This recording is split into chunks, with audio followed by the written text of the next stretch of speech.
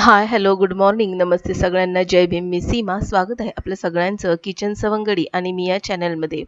कसे आहात सगळे? आशा करते की तुम्ही मस्त, स्वस्त आणि आनंदी असाल. तर आज मी माझं सकाळपासून म्हणजे पहाटे उठल्यापासून ते संध्याकाळपर्यंतचं रुटीन मी तुमच्याशी शेअर करते. तर आजच्या रुटीनमध्ये लहान मुलांसाठी मी काही खाऊ बनवलेलं आहे. बऱ्याचदा मुलांना काहीतरी असं अधेमध्ये खावंसं वाटतं आणि ते घरचं तितकंच पौष्टिक असं मी आजच्या व्लॉगमध्ये खाऊ बनवून दाखवणार आहे. शिवाय आजचं रुटीन म्हणजेच नेहमीचंच आपल्या गृहिणींचं रुटीन कसं असावं, कामं झटपट कशी उरकावीत याबद्दल देखील आज आपण या व्लॉगमध्ये पाहणार आहोत. आणि स्मार्ट गृहिणीपासून हॅपी गृहिणीपर्यंत आपण कशा पद्धतीने राहू शकतो, ते हे सगळं आजच्या व्लॉगमध्ये आपण पाहणार आहोत.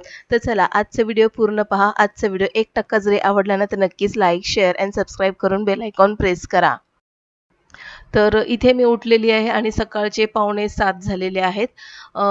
हॉलमध्ये किचनमध्ये मी आलेली आहे आणि किचनची लाईट वगैरे लावून घेतले.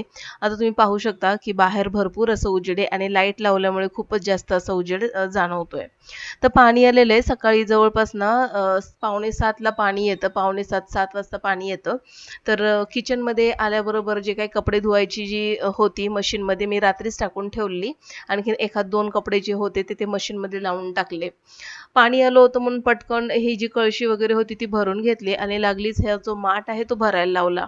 आता मशीन लावून घेते कारण की सकाळी-सकाळी पाणी जवळपास 1 तास ते 1.5 तास असतं. तर म्हटलं की सकाळी उठल्याबरोबर या फोर्सच्या पाण्यामध्ये कपडे मला असं वाटतं खूप छान निघतात म्हणून मग मी ना सकाळीच मशीन लावून घेते. आणि रात्रीच कपडे का टाकते मशीनमध्ये कारण की ना संध्याकाळी निलय शाळेतून आलेला असतो. त्याचे दिवसभराचे कपडे, त्याच्यानंतर ते जो काही खेळून वगैरे येतो ते कपडे, त्याच्यानंतर हे ग्राउंडमध्ये वगैरे जाऊन आलेले असतात. तर अशा प्रकारे ना संध्याकाळी भरपूर असे कपडे निघालेले असतात. मग मी काय करते ते सगळे कपडे जे आहेत ना ते मशीनमध्ये टाकून देते आणि जे काही कपडे असतील तर ते मी थोडेसे भिजत घातलेले आहेत बकेटमध्ये. तर लगेचच ते कपडे मशीनमध्ये टाकून घेते. आता जे कपडे म्हणजे मशीनमध्ये टाकायचे ते टाकून दिले आणि थोडेसे कपडे जे मला असे वाटत होते मळकट वगैरे आहेत तर ते मी रात्रीच भिजायला घातलेले. रात्री कपडे जर आपण भिजत घातले ना तर सकाळपर्यंत खूप छान असे कपडे मशीनमध्ये धुवून निघतात. तर म्हणून मी ना काही कपडे जे मला वाटतात खराब आहेत तर ते मी रात्रीच भिजत घालते. तर इथे मी मशीन लावून दिलेली आहे आणि एका साईडला पाणी गरम करत ठेवलेलं आहे. तर सकाळी-सकाळी उठल्याबरोबर ना कोमट पाणी पिण्याची सवय लावा आणि शक्यतो जर तुमच्याकडे काही असे हर्ब्सची झाडं असतील जसं की तुळशी म्हणा किंवा लिंबाचं झाड म्हणा किंवा कडुलिंब वगैरे म्हणा, तर त्याची पानं किंवा सीताफळ किंवा मग पेरू वगैरे अशी जी झाडं असतील ना, तर त्याची पानं काढून तुम्ही त्या पाण्यामध्ये उकळवा आणि ते पाणी तुम्ही सकाळी कोमट सोबत ते पाणी घेऊ शकता.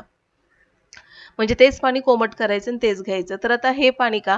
कारण की सगळ्या झाडपाल्याचा जो अर्क आहे ना, तो पाण्यामध्ये उतरतो. पूर्ण ते पाणी ना असं ग्रीन कलरचं होतं, साधारणपणे ग्रीनिश कलरचं होतं ते आणि हे पाणी ना खूप अँटीऑक्सिडंट असं युक्त बनून जातं आणि हे जे पाणी जर आपण पिलो ना, तर पूर्ण बॉडी आपली डिटॉक्स होते.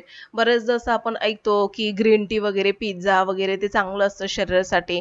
तर ग्रीन टी म्हणजे काय मला माहिती नाही त्याच्यामध्ये काय आहे. पण घरातल्या घरात मी अशा पद्धतीचं कोमट पाणी ग्रीन कलरचं करून पिते.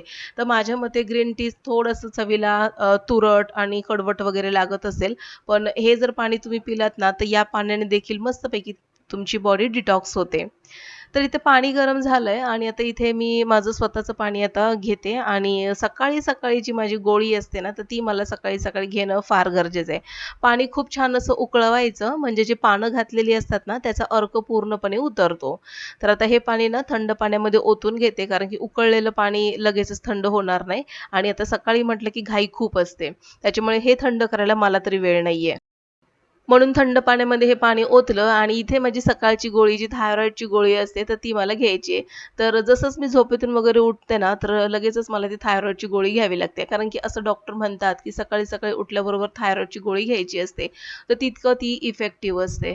तर सध्या तरी माझं रुटीन म्हणजे हेच चाललेलं आहे. सकाळी कोमट पाण्याबरोबर पहिली गोळी घ्यायची आणि नंतर मग 1.5-2 तासानंतर तुमचा जो काही नाश्ता वगैरे असेल तो घ्यायचा. तर सध्याचं माझं रुटीन तरी हेच आहे.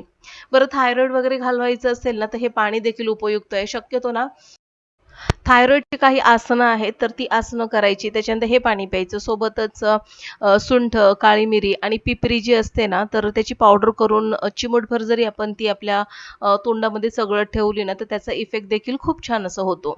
तर हे सगळे थायरॉईड कमी करण्याचे उपाय आहेत. तर सकाळी-सकाळी थायरॉईडची गोळी घेतली आहे. बरं, हे उपाय करत असताना थायरॉईडची गोळी स्किप करू नका. कारण की थायरॉईडची गोळी घेत हे सगळे आजूबाजूला आपले उपाय चालू असणं गरजेचं आहे. तर आता इथे ना माझं म्हणजे अंघोळ वगैरे झाली आणि लगेचच किचनमध्ये आले. कारण की 9:30चा माझा क्लास होता आणि त्याच्या आधी माझी भाजी चपाती तयार होणं खूप गरजेचं होतं.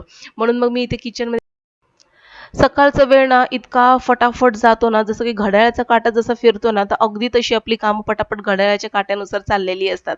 बरं थोडा सुद्धा उसंत घेता येत नाही. आता इथे ना मला पीठ चाळायचं आणि पीठ मळण्यासाठी मी जो स्टीलचा बाउल वापरते ना, तर त्याच्यामध्ये चाळणीने पीठ चाळायचा प्रयत्न केला आणि थोडंफार असं खाली वगैरे उडतं आणि म्हणून मी काय करते चाळणी आता मी म्हणजे 1-2 दिवसापासून हे करायला लागली आहे. तर चाळणीमध्ये पीठ घेतलं आणि एक ग्लास किंवा एखादी वाटी असेल ना, तर ती त्या पिठावर अशा पद्धतीने गोल-गोल फिरवायची. तर पीठ बाहेर कुठेही अजिबात उडत नाही. बरोबर त्या भांड्यामध्येच पीठ पडतं आणि आपलं काम देखील वाचतं. आणि आता पावसाळा सुरू आहे ना, तर तुम्हाला जाणवत असेल थोडंफार काही खाली वगैरे पडलं, तर लगेचच माश्या यायला लागतात आणि म्हणून ना हे मी अशा पद्धतीने पीठ मळायला लागलेली आहे. पीठ मळून घ्यायचं आहे. भाजी काय करायची तो विचार आहे, कारण की घरामध्ये भाजी काहीच नव्हती. तर विचार केला की चला आज भाजीला काय करायचं? तर घरामध्ये बघितलं तर बटाटे होते. तर आता आज मस्तपैकी चपाती, बटाट्याची भाजी आणि आमटीला मग करेल मी नंतर काहीतरी. पीठ वगैरे मळून घेतलं. एका साईडला गोळे वगैरे करून घेतले. कारण की गोळे केल्यानंतर बरोबर मला जेवढ्या चपात्या लागतात, मी बरोबर तेवढ्या चपात्या करून घेते. आणि एका साईडला मस्तपैकी अशी बटाट्याचे जे काचऱ्या म्हणतो ना, तर ती भाजी करून घेतली आहे. तर खूप घाई गडबड असेल ना, तर मग बटाट्याची भाजी किंवा मग अंड्याची भुर्जी किंवा मग भेंडी झटपट होणाऱ्या भाज्या आहेत ह्या, जास्त काही वेळ लागत नाही. मग म्हटलं की चला आज बटाटा आहे तर बटाट्याचीच भाजी करूया. एका साईडला भाजी होती, एका साईडला चपाती होती आणि आता घड्याळात वाजत आलेले आहेत 8:45 आणि 9:30ला माझा क्लास आहे. तर त्याच्या आधी माझी इतकी घाई चाललेली आहे झटपट उरकण्याची. एका साईडला भाजी होती, एका साईडला चपाती करून घेते आणि हे सगळं करत-करत घड्याळाकडे देखील माझं लक्ष आहे. कारण की ना सकाळचा वेळ असा घड्याळाच्या काट्यानुसार पळत असतो ना, तर त्याच्यामुळे ना पटापट 9:30च्या आतमध्ये माझी भाजी चपाती होणं गरजेचं आहे. कारण की एकदाच जर का क्लास सुरू झाला, की मग मला तिथून 11:30 वाजेपर्यंत हलता येत नाही आणि निलयची शाळा असते 11:30ला आणि मग त्याच्या आधी त्याचा डब्बा तयार होणं खूप गरजेचं आहे. तरी नशीब आता मुलं थोडी मोठी झालेली आहेत. मुलाची 2 नंबरच्या मुलाची शाळा दुपारी झालेली आहे आणि मोठ्याचा कॉलेज आणखीन सुरू झालेलं नाहीये. त्याच्यामुळे सकाळचा थोडासा निवांत वेळ असतो मला. त्याच्यामुळे ना इतकी सध्या तरी काही घाई-गडबड नाहीये. पण जेव्हा मोठ्या मुलाचं कॉलेज सुरू होईल ना, तर नक्कीच मला त्यावेळेस 5, 5:15ला उठावं लागेल. मग तर काय खूप धावपळ असते सकाळची. पण हां, त्यावेळेस ना कामं तितकीच लवकर उरकतात. म्हणजे जवळपास ना 9 वाजेपर्यंत माझं सगळं काम झालेलं असतं. अगदी लादी पुसून होईपर्यंत. तर सगळं लादी वगैरे पुसून घेतली मी आणि आता ना क्लास वगैरे झाल्यानंतर म्हटलं की मला ना हे एक प्रोटीनयुक्त असे चॉकलेट्स ज्याला तुम्ही म्हणू शकता किंवा तुम्ही त्याचे लाडू देखील बनवू शकता. तर ते मी घरी बनवून घेतीये. तर मुलांना ना अधेमध्ये काहीतरी खाण्याची क्रेव्हिंग होत असते. मुलांनाच काय आपल्याला देखील होत असते आणि मला तर ना भरपूर क्रेव्हिंग होत असते. तर म्हटलं की अधेमध्ये खाण्यासाठी असं काहीतरी बाहेरून आणून देण्यापेक्षा मुलांना असं ना घरामध्ये आपण काहीतरी पौष्टिक बनवलं पाहिजे. जे प्रोटीन पण असेल आणि ज्याच्यामुळे तुमच्या केसांना देखील बलवर्धक असं काहीतरी मिळेल म्हणून मग मी आज हे बनवतीये. तर इथे मी बदाम, त्याच्यानंतर भोपळ्याच्या बिया आणि सोबतच सूर्यफुलाच्या बिया. आता याच्यामध्ये तुम्हाला आणखीन तीळ घालायचे असतील किंवा काजू घालायचे असतील किंवा मग आणखीन दुसरं काही खसखस वगैरे तुम्हाला घालायची असेल, तर तुम्ही नक्कीच ते घालू शकता. मनुके वगैरे जे काय असेल ते. तर इथे मी फक्त 3 बिया वापरलेल्या आहेत. बदाम, भोपळ्याची बिया आणि सूर्यफुलाची बी. छान भाजून असं त्याची पावडर तयार करून घेतली आहे आणि हे जे खजूर होते ना, त्याच्यातल्या बिया काढल्या आणि ते मिक्सरच्या भांड्यामध्ये घालून हे मस्तपैकी बारीक करून घेतलं. आता माझ्याकडे ना हे चॉकलेट बनवायचं हे मोल्ड होते. तर म्हटलं लाडू वगैरे आता थोडंसंच मिश्रण होतं. म्हटलं लाडू वगैरे काय बनवायचे नाही का.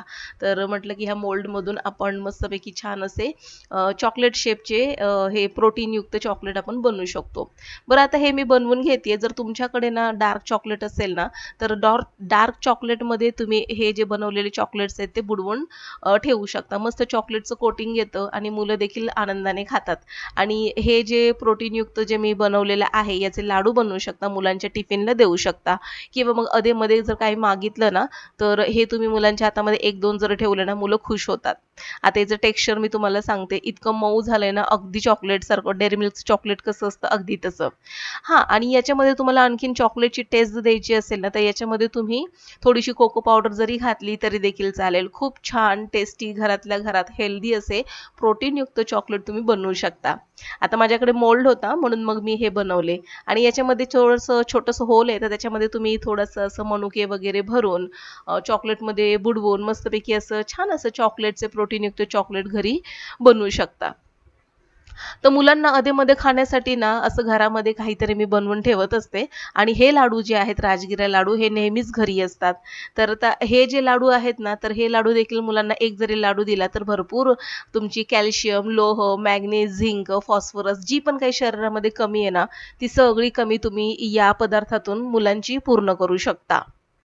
आणि ह्याच विटामिन्स, मिनरल्सची शरीरामध्ये कमी असल्यामुळे आपले केस गळतात, आपल्याला थकवा येतो, काम करायचा कंटाळा येतो. त्याच्यामुळे ना हे असे पदार्थ आपल्या आहारामध्ये असणं खूप गरजेचं आहे. तर हे सगळं मी सगळ्या बरण्यांमध्ये भरून घेतलं आणि एका साईडला मस्तपैकी शेवग्याची आमटी केली, डायरेक्ट कुकरला लावली आणि सगळ्यात महत्त्वाचं काम जर वेळ वाचवायचं असेल, काम झटपट करायचं असेल, तर कुकरचा वापर हमखासपणे, बिनधास्तपणे आपल्या किचनमध्ये करायला हवा. एका साईडला मी भात लावलाय, एका साईडला आमटी केलीये ह्याची शेवग्याची आणि हे दोन्हीही गोष्टी एकाच वेळी 10 मिनिटामध्ये बनून तयार झालेल्या आहे. तर इथे आता मी जेवायला घेते. दुपारचे जवळपास 1:15 झालेला आहे आणि आता इथे मी जेवण करून घेते. मस्तपैकी गरमागरम शेवग्याची आमटी, बटाट्याची भाजी आणि काल परवा जो मी कढीपत्त्याची जी चटणी केलेली ती मस्तपैकी तोंडी लावायला कढीपत्त्याची चटणी आणि हा जो मी आता ड्रायफ्रूटचं जे काही मी बनवलं होतं तर ते 1 हात 2 मी घेणार आहे खाण्यासाठी. मग जेवण झाल्यानंतर बऱ्याच जणांना काहीतरी गोड खावंसं वाटतं. तर असे पदार्थ ताटामध्ये ठेवून द्यायचे. तर हे आहे आजचं माझं जेवण. जेवण वगैरे सगळं केलं मी. थोडंसं 10-15 मिनिटं मी काय आराम केला. आराम पण म्हणता येणार नाही, झोप पण लागली नाही मला आणि 4 वाजता हा माझा क्लास सुरू झालेला आहे. तर असं होतं आजचं माझं रुटीन, झटपट कामं करण्याचं, पण तितकंच प्रसन्न असणारं. आणि चला तर मग आजचा व्हिडिओ जर तुम्हाला आवडला असेल तर नक्कीच लाईक, शेअर आणि सबस्क्राईब करून बेल आयकॉन प्रेस करा. चला तर मग भेटू पुन्हा. तोपर्यंत बाय.